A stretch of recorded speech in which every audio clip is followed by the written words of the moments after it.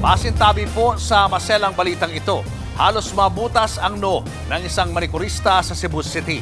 Dahil yan sa umano'y chismosa at malapampiran niyang kapitbahay. Nasa frontlining balita si John Aroa ng News 5 Visayas Exclusive.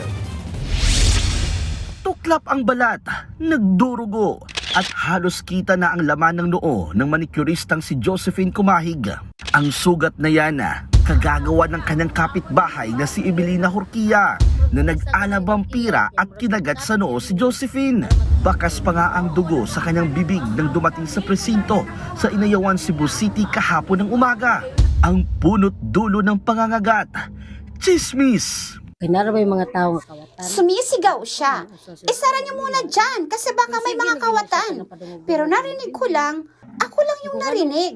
Wala siyang iba. Sino bang sinisisi mo na ako daw ang kawatan?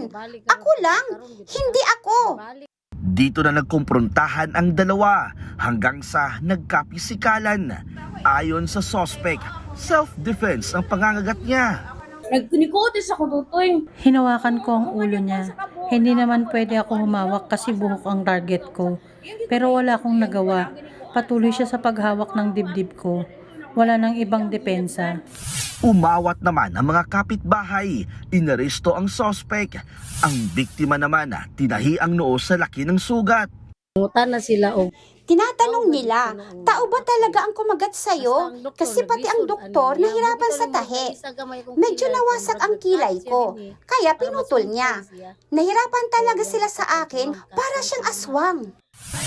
Aminado ang barangay na pasaway raw talaga si Evelina sa kanilang lugar. Dati na rin daw nangangagat ang suspect sa tanod nila. Kana sa mga istorya-istorya ba? Wala tayo alam kung saan talaga nagsimula. Pero matagal na silang may alitan.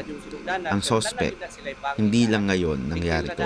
Kahit noong nakaraang taon, kinagat na rin niya yung tanod namin sa barangay sa braso. Dati na rin daw nalulung sa illegal na droga ang suspect. Wala namang planong magdemanda ang biktima, pero dapat ay bayaran ng suspect ang pagpapagamot niya at mangakong hindi naguguluhin ng kanyang pamilya.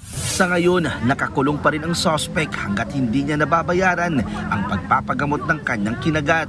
Nagbabalita mula sa frontline, John Aroa, News 5 Visayas. Mga kapatid, Julius Babaw po. Para sa komprehensibo at makabuluhang balitaan at talakayan, mag-follow at mag-subscribe na sa social media pages ng News 5.